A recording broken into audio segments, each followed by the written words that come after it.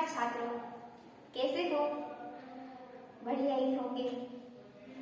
अभी कोरोना का जो संक्रमण है वो दिन ब दिन बढ़ता ही जा रहा है, तो इसके कारण हमें तकेदारी रखनी चाहिए, जिसके कारण हम कोरोना के जो ये लक्षण है उनसे हम बच सके। तो हमें क्या करना चाहिए? कहीं पर भी बाहर जाए तो हमें मास्क पहनकर जाना चाहिए और दूसरे लोगों के साथ सामाजिक दूरी रखनी चाहिए। तो छात्रों, गीतांजलि परिवार में मैं आप सभी का हार्दिक स्वागत करती हूँ। मेरा नाम है वाघेला पायल। आज हम कक्षा 6 में विषय हिंदी, जिसका विषयांक है, यह भी एक परीक्षा है, जिसके बारे में हमने हमारे अगले क्लास में उसकी चर्चा की थी। आज हम उसके आगे की चर्चा करने वाले हैं। तो यह भी एक परीक्षा जो एकम है, तो उसके लेखक कौन है छात्रों? सुरेंद्र अंचल जी है। तो इस एकम में हमने पहले दृश्य में देखा था कि एक बच्चा होता है जो बूट पॉलिश करता है, और दूसरा बच्चा होता है वो चाय बेचने जाता है, और तीसरा बच्चा अखबार बेचने के लिए निकलता है। तो वो जो पहला बच्चा था बूट पॉलिश वाला, वो लड़का बूट पॉलिश सिर्फ 2 रुपये में कर देता है, लेकिन कोई उसके पास कराता नहीं। वो सभी मुसाफिरों के पाँव पकड़ता है और कई सारी अच्छी अच्छी बातें कहता है कि अगर आपके बूट पॉलिश मैंने दिए तो आपके जो बूट है वो एकदम नए जैसे हो जाएंगे और आईने की तरह चमकने लगेंगे, जिसमें आप अपना चेहरा देख सकते हो। उसी तरह वो जो चाय वाला बच्चा था वो भी किस तरह बोलता है, चाय ले लो, गरम चाय, इस तरह से चाय बेचने के लिए निकलता है। और जो तीसरा बच्चा होता है वो कौन सा था? अखबार वाला, जो अपने हाथों में कई सारे ऐसे अखबारों का जो पूरा बंडल अपने हाथों में लेता है, और दूसरे हाथों में एक अखबार है जो ऐसे झुलाता सभी को कहता है कि अखबार ले लो, आज की ताजा खबर, जो नई जो खबरें हैं उनके बारे में बताता है। इस तरह वो अपनी जो चीजें हैं उसे बेचने की कोशिश करता है। लेकिन फिर आगे वहां पर कौन आता है? एक बूढ़े भिखारी आते हैं जो बहुत ही गरीब है। भिखारी है तो गरीब ही होंगे, तभी तो भिखारी होंगे। तो उनके एक हाथ में कटोरा है जिसमें थोड़ा सा खाना है, रोटी, अमरूद और थोड़े छोटे सिक्के और छोटे पैसे हैं। और दूसरे हाथ में ऐसे जो लंगड़े होते हैं, अपाहिज लोग जो होते हैं, वो इस लकड़ी का सहारा लेकर चलते हैं। उसी तरह ये जो बूढ़े बाबा थे, भिखारी बाबा, वो उनके एक हाथ में कटोरा था और दूसरे हाथ में वो लकड़ी थी जिसके सहारे वो चल रहे थे। और वहां पर आकर वो कहते हैं कि कोई मुझे खाना दे दो, मैं कई दिनों से भूखा हूँ और मेरा सब कुछ लूट गया है। लेकिन उसकी कोई सहायता नहीं करता। और वहां पर एक बच्चा निकलता है जो स्कूल जा रहा था।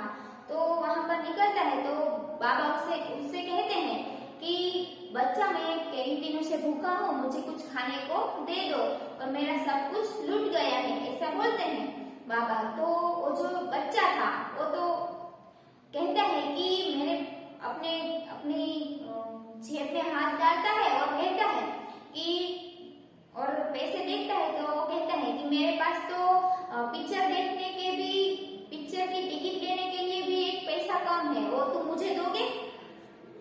तो बाबा कहते हैं कि मैं तो हूँ ही अपाहिज, मैं खुद ही एक भिखारी हूँ, अपाहिज हूँ और मैं बेसहारा हूँ, तो मैं तुम्हें कैसे भला पैसे दे सकता हूँ? मैं खुद ही पैसे मांग रहा हूँ सब लोगों से, तो मैं तुम्हें कैसे दे सकता हूँ?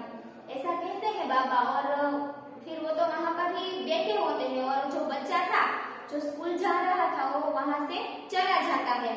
और फिर वहां पर एक दूसरा लड़का आता है साइकिल लेकर, और वो साइकिल लेकर जो आता है लड़का, वो बाबा से टकराता है और बाबा गिर पड़ते हैं और बाबा को बहुत सारी चोट लगती है। एक तो अंधे थे, अपाहिज थे और ऊपर से बहुत ही बूढ़े थे। तो बूढ़े लोग होते हैं वो अपाहिज और फिर से ऊपर से वो तो बहुत ही अपाहिज और अंधे थे। तो और वैसे में वो गिर जाते हैं। तो वो जो लड़का था उनको उठाने की जगह, उनकी मदद करने की जगह उनको बोलता, बहुत ही भला बुरा वो कहता है कि कहीं ना कहीं से इसे भिखारी लोग आ ही जाते हैं सामने, कहाँ पर से आ जाते हैं, नाक में दम कर रखा है इसे भिखारी लोगों ने। वो बच्चा ऐसा बोलता है, ना कि ये जो इतने बूढ़े आदमी थे उनकी सहायता नहीं करता। जो अच्छे लोग होते हैं, सज्जन लोग, कई सारे, आप सभी तो अच्छे बच्चे हो, होशियार बच्चे हो। आप किसी से टकरा जाओगे तो आप उसकी मदद करोगे ना। आप कहीं पर भी टकरा गए तो सामने वाले की कुछ पुस्तकें नीचे गिर पड़ी तो आप तुरंत ही नीचे से उनकी सारी पुस्तकें उनके हाथ में दे दोगे, क्योंकि आप तो बड़े अच्छे बच्चे हो। तो इसी तरह ये जो लड़का है वो बहुत ही घमंडी है, क्योंकि घमंडी बच्चे ही ऐसे होते हैं ना कि कहाँ पर से ऐसे बूढ़े मेरे सामने आ गए और मेरा सब कुछ गिर गया और मैं खुद भी गिर गया। और उससे वो बच्चा अपनी साइकिल उठाकर वहां से चला जाता है और बाबा को इतना भला बुरा कहता है और वहां से चला जाता है। और जो बाबा थे वो तो थे ही बूढ़े, तो वो बहुत ही चिल्लाते हैं और ऐसी बूमे लगाते हैं, क्योंकि उनको बहुत सारी चोट लगी थी अपने पाँव में। और वो बहुत ही चिल्लाते हैं कि मेरी कोई सहायता करो, मेरी कोई मदद करो। और वो जो लड़का था वो तो उनकी मदद, उनकी सहायता करने के बिना और वहां से चला जाता है अपनी साइकिल उठाकर। तो और इस तरह हमने यहाँ तक की चर्चा की थी। अब हम उसके आगे की मैं आपको पढ़कर समझाती जाऊंगी, और आपको कोई प्रश्न अगर कुछ समझ में ना आए तो आप मुझे कह सकते हैं। तो भिखारी बाबा थे, वो बोलते हैं, पड़े बोलते हैं कि हाय भगवान, कोई व्यक्ति हो वो गिर जाए और उसको बहुत सारी चोट लगे तो वो बोलते हैं ना कि हे भगवान मेरी टांग टूट गई रे। वो जो बूढ़े बाबा थे वो इस तरह बोलते हैं कि हाय भगवान मेरी टांग टूट गई, अरे कोई मुझे उठाओ, कोई तो भला मनुष्य मुझे सड़क के किनारे बिठा दो रे। वो बाबा थे वो इस तरह बोलते हैं कि कोई तो, हे भगवान कोई तो मेरी सहायता करो, कोई तो मेरी मदद करो, मुझे वो तो सड़क के बीच में पड़े थे, क्योंकि वो तो जा रहे थे और अचानक वो साइकिल वाला बच्चा उनके साथ टकरा जाता है, इसके कारण वो तो सड़क के बीचों बीच पड़े थे और उनको बहुत सारी चोट लगी थी और ऊपर से वो अपाहिज थे और उनकी लकड़ी जो थी वो भी दूर जाकर गिर जाती है, उसके कारण वो अपने आप खड़े नहीं हो पा रहे थे। इसीलिए सबकी सहायता मांग रहे थे, मदद मांग रहे थे कि कोई तो मेरी मदद करो, कोई तो मेरी सहायता करो, कोई तो ऐसा भला मनुष्य मुझे सड़क के किनारे बिठा दो। भला मनुष्य हो वही सहायता करेगा ना, बाकी वहां पर से कई सारे ऐसे लोग गुजरेंगे लेकिन कोई उसकी सहायता नहीं करेंगे। ए लाला, ए बाबू, मुझे सड़क के पास एक तरफ ले चलो रे। वो वहां पर जो लोग हैं उनको कहते हैं कि ए लाला, ए बाबा, मुझे कोई तो सड़क के किनारे बिठा दो। एक विद्यार्थी वहां पर आता है अपने हाथों में बस्ता लेकर। बस्ता यानी क्या होता है छात्रों? थैला, दफ्तर। जब हम स्कूल जाते हैं तो हमारे पास हम क्या ले जाते हैं? बस्ता ले जाते हैं, यानी थैला, दफ्तर ले जाते हैं। उसी तरह एक जो विद्यार्थी था, जैसे कि आप सब हो, एक विद्यार्थी है वो वहां पर आता है और उसके हाथ में ऐसा बस्ता था, यानी कि उसका थैला था, दफ्तर था। तो विद्यार्थी बोलता है, अरे क्या हो गया बूढ़े बाबा? वो जो लड़का था, विद्यार्थी था, वो कहता है, अरे क्या हो गया बूढ़े बाबा? और वो उनकी टांग देखकर कहता है कि अरे रे, चोट ज्यादा लगी है। वो लड़का अच्छा था, इसके कारण जैसे कि आप सब अच्छे हो ना, उसी तरह ये जो लड़का था वो बहुत ही अच्छा था और कहता है कि अरे क्या हो गया बूढ़े बाबा? अरे रे, चोट ज्यादा लग गई है। कटोरे उनका जब वो तो नीचे गिर पड़े थे, उसके कारण उनका कटोरा भी पड़ा और उनमें जो सामान था, रोटी, अमरूद और छोटे छोटे पैसे या सिक्के जो थे वो सब भी गिर जाते हैं। और वो जो बच्चा था, विद्यार्थी, वो सारा जो सामान था कटोरे का, वो कटोरे में भर देता है और उनको देता है कि ये लो बाबा, यह रहा तुम्हारा कटोरा, इसमें 7 पैसे हैं। वो कहता है कि ये लो, सारा सामान कटोरे में भर देता है और कहता है कि ये लो बाबा, ये तुम्हारा कटोरा और इसमें 7 रुपए हैं। क्योंकि उन्होंने कहीं भीख मांगी थी, इसके कारण उनके पास थोड़े से पैसे थे। आप चित्र में देख सकते हो कि एक बूढ़ा, एक बाजार है और बाजार में कई सारे से लोग हैं, लेकिन यह बाबा जो है वो सड़क के बीचों बीच ऐसे पड़े हैं बेसहारा की तरह, फिर भी उनकी कोई सहायता नहीं करता। और यह जो छोटा बच्चा था, विद्यार्थी, जो स्कूल जा रहा था, उसको स्कूल की देर हो रही थी, फिर भी वो बाबा की सहायता करने के लिए वहां पर खड़ा रहता है और उनका जो सारा सामान था वो उस कटोरे में भर देता है। और हम देख सकते हैं कि उनका कटोरा भी कहीं दूर जाकर पड़ा है और उनकी जो लकड़ी थी वो भी दूर जाकर पड़ी है और वो ऐसे बीच रास्ते पर पड़े हुए हैं। भिखारी बाबा बोलते हैं, कटोरा लेकर करहाता हुआ, वो जो बच्चा था वो कटोरा देता है बाबा को, तो वो ऐसे कटोरा पकड़ते हैं और करहाता, यानी कि अंदर ही अंदर हमें दुख लगे ना, उसे कहते हैं करहाता। जीते रहो बेटा, बाबा कहते हैं कि जीते रहो बेटा, भगवान तुम्हें अच्छे नंबर से उत्तीर्ण करे। बाबा कहते हैं कि जीते रहो बेटा, आशीर्वाद देते हैं, क्योंकि बाबा की कई सारे से लोग वहां पर खड़े थे लेकिन बाबा की सहायता करने के लिए कोई नहीं आता। और ये जो बच्चा था, बहुत ही छोटा था, जो स्कूल जा रहा था, फिर भी वो बाबा की सहायता करता है, इसीलिए वो बाबा जी जो है वो उसे आशीर्वाद देते हैं। जीते रहो बेटा, वो कहते हैं कि जीते रहो बेटा, भगवान तुम्हें अच्छे नंबर से उत्तीर्ण करे। वो कहते हैं कि जीते रहो बेटा, भगवान जो है वो तुम्हें अच्छे नंबर से उत्तीर्ण करेंगे, क्योंकि तुम एक अच्छे बच्चे हो। अच्छे बच्चे हो तभी तो उनकी सहायता की ना, क्योंकि आप भी ऐसे अच्छे बच्चे हो ना। उसी तरह ये जो लड़का था उसे ये बाबा जी आशीर्वाद देते हैं, क्योंकि वो बच्चे ने उनकी सहायता की। मेरे राजा बाबू को मुझ अंधे की लकड़ी कहाँ है? वो कहते हैं, भिखारी जो थे बाबा, वो कहते हैं कि तुम्हें अच्छे नंबर से भगवान उत्तीर्ण करे मेरे राजा बाबू को। ऐसे अच्छे से उसको बुलाते हैं कि मेरे राजा बाबू। मुझ अंधे की लकड़ी कहाँ है? बेटे, मुझे सड़क के किनारे कहीं पेड़ के नीचे बिठा दो, भला होगा तुम्हारा। वो बाबा कहते हैं कि मुझ अंधे की, यानी कि वो तो बहुत ही अंधे थे, इसके कारण वो कहते हैं कि मुझ अंधे की लकड़ी कहाँ गई, क्योंकि वो तो गिर पड़े थे और उनकी लकड़ी भी कहीं दूर जाकर गिर गई थी। और वो कहते हैं कि मुझ अंधे की लकड़ी कहाँ है? मुझे सड़क के किनारे कहीं पेड़ के नीचे बिठा दो, भला होगा तुम्हारा। वो कहते हैं कि मुझे सड़क के किनारे कहीं किनारे पर बिठा दो, किसी पेड़ के नीचे बिठा दो, जिसके कारण वृक्ष की छाया भी मुझ पर पड़ी रहे और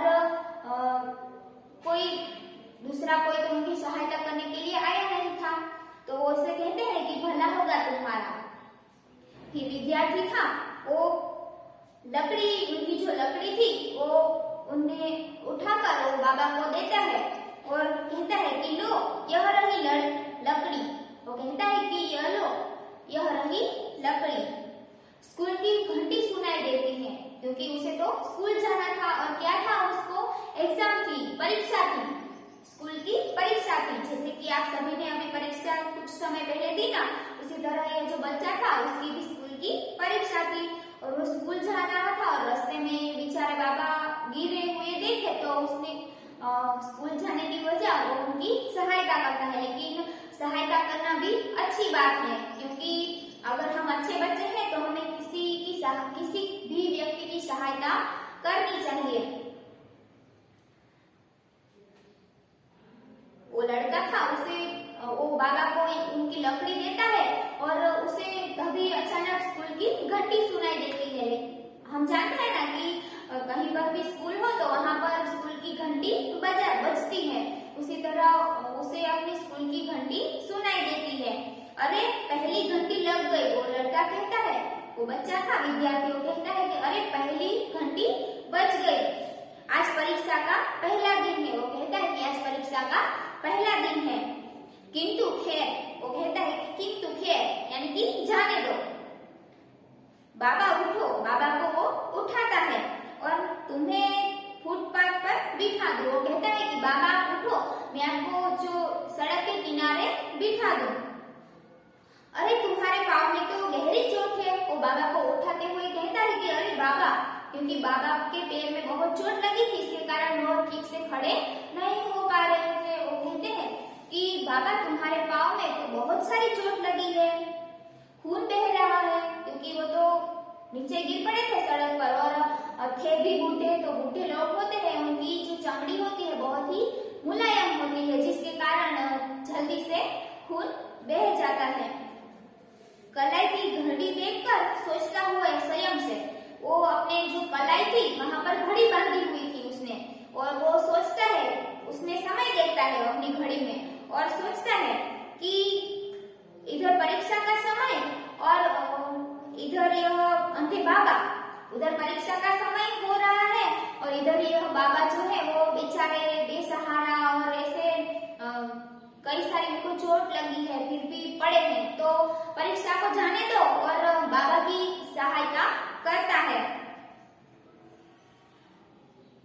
और ऐसे सोचता है कि उधर मेरा परीक्षा का टाइम भी हो रहा है और इधर बेचारे बाबा भी ऐसे पड़े हैं, और अपने अंदर ऐसे सोचता है कि मैं करूँ तो क्या करूँ, क्योंकि असमंजस है, वहां पर परीक्षा का समय हो रहा था और परीक्षा में लेट होगा तो फिर टीचर भी डांटेंगे, और इधर बेचारे वो बाबा थे, वो तो बेचारे और कई सारे बाजार में कई सारे लोग थे लेकिन उनकी कोई सहायता नहीं करता, और बेचारा ये लड़का था वो तो अपने अंदर ही अंदर ऐसा सोचता है कि करूँ तो करूँ क्या मैं। अंतरात्मा में आवाज गूंजती है, इंसान की सेवा सबसे पहला कर्तव्य है, इंसान की सेवा सबसे बड़ा धर्म है। वो जो लड़का था वो बहुत ही अच्छा ज्ञानी लड़का था, और अपने अंदर उससे ऐसी आवाज आती है कि इंसान की सेवा सबसे पहला कर्तव्य है, यानी कि इस परीक्षा को तो जाने दो, लेकिन अगर हम किसी मनुष्य की सेवा करें वो हमारा सबसे पहला कर्तव्य है। इंसान की सेवा करना ही सबसे बड़ा धर्म है। तो हमारे जो बूढ़े दादा दादी होते हैं हमें उनकी सेवा करनी चाहिए ना, क्योंकि आप तो बड़े अच्छे बच्चे हो। वो कहते हैं कि वो बच्चा है जो बहुत ही छोटा है फिर भी ऐसा सोचता है कि इंसान की सेवा करना ही सबसे बड़ा कर्तव्य है और मनुष्य की सेवा करना ही सबसे बड़ा धर्म है। कई सारे ऐसे बच्चे थे, लेकिन कई सारे ऐसे लोग भी थे, बड़े थे, फिर भी वो उस बाबा की सहायता नहीं करते, लेकिन ये जो छोटा बच्चा था बहुत ही ज्ञानी मनुष्य कहा जा सकता है ना, क्योंकि ऐसा कोई नहीं सोचता, सभी लोग अपने खुद के बारे में ही सोचते हैं, लेकिन ये जो छोटा बच्चा था उसके एग्जाम का समय भी हो रहा था, फिर भी ऊपर से वो उस बाबा की सहायता करता है और खुद भी ऐसा सोचता है कि मनुष्य की सेवा करना ही सबसे बड़ा कर्तव्य है और मनुष्य की सेवा ही सबसे बड़ा धर्म है। आप सब भी ऐसा ही करोगे ना, क्योंकि आप तो बड़े अच्छे बच्चे हो। और विद्यार्थी है वो बोलता है, बाबा से कहता है, बाबा चलो तुम्हें मैं अस्पताल तक पहुंचा दूं। वो कहता है कि चले बाबा, मैं आपको अस्पताल ले जाता हूँ, क्योंकि उनको तो बहुत सारी चोट लगी थी पाँव में और उनकी जो टांग यानी पैर, क्या होता है छात्रों, टांग यानी पैर, तो ये जो बाबा जी थे उनकी टांग में बहुत सी चोट लगी थी और खून भी बह रहा था। तो जो लड़का था उन्हें कहता है कि चलिए बाबा, मैं आपको अस्पताल ले जाता हूँ। विद्यार्थी सहारा देकर ले जाता है, विद्यार्थी है वो उनको सहारा देकर वो उनको अस्पताल तक ले जाता है। अब यहाँ पर हमारा पहला दृश्य पूर्ण होता है। अब हमारा दूसरा दृश्य है, वो देखिए, प्राधानाध्यापक कक्ष यानी कि परीक्षा खंड है। प्राधानाध्यापक कक्ष यानी परीक्षा खंड। तो यह जो प्राध्यापक की तख्ती के पीछे प्राध्यापक जी कुछ लिखते हुए एक अध्यापक का आना, वो जो परीक्षा खंड है, जैसे कि आप जानते हो कि आप परीक्षा दे रहे हो तो आप सभी बैठे हो और एक टीचर होते हैं जो वहां पर ऑब्जर्वेशन करते हैं। उसी तरह एक जो शिक्षक थे, टीचर थे, वहां पर खड़े होते हैं और पेपर है उसके पीछे कुछ लिखते हैं और तभी वहां पर एक दूसरा अध्यापक आता है। अध्यापक, सर परीक्षा शुरू हो गई और देवेंद्र सेन अभी तक अनुपस्थित हैं। वहां पर एक टीचर थे, कोई हम परीक्षा खाने बैठे हो और कोई एक छात्र नहीं आया हो तो दूसरे सर आते हैं ना और पूछते हैं कि सभी आए हैं।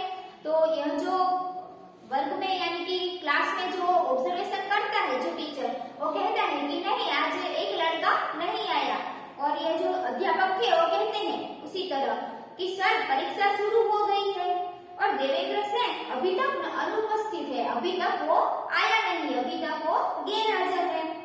तो प्रधानाध्यापक जो है वो बोलते हैं, क्या देवेंद्र, क्या बात हुई, वह तो मेधावी छात्र है। वो कहते हैं कि क्या देवेंद्र तो बहुत ही होशियार लड़का है, वो अभी तक नहीं आया। मेधावी यानी होशियार। अरे भाई किसी को स्कूटर लेकर भेजो, लेकिन ठहरो मेरे पास फोन नंबर है। वो कहते हैं, जो शिक्षक थे वो कहते हैं कि अरे किसी को स्कूटर लेकर भेजो तो वो उस बच्चे को ले आए और फिर कहते हैं कि रुको नहीं जाओ, मेरे पास उसका नंबर है, पहले पता कर लेता हूँ। फोन उठाते हैं, हेलो हेलो हेलो, हाँ मैं प्राध्यापक बोल रहा हूँ। अरे भाई देवेंद्र की परीक्षा शुरू हो गई है, आज पहला दिन है, वह आया क्यों नहीं अभी तक। वो कहते हैं, जो प्राध्यापक यानी कि स्कूल के जो प्रिंसिपल थे वो कहते हैं कि हेलो हेलो, वो फोन लगाते हैं और कहते हैं कि हेलो हेलो, ये फोन था वो तो उसके पापा का ही था। इसके कारण उनके पापा कहते हैं, उनके पापा को जो प्राध्यापक थे वो बोलते हैं कि देवेंद्र की परीक्षा शुरू हो गई है और आज पहला ही दिन है, फिर भी यह जो देवेंद्र है वो अभी तक स्कूल नहीं आया। घर से निकले घंटा भर हो गया। उसके पापा जो है वो जवाब देते हैं कि घर से निकले हुए तो घंटा हो गया।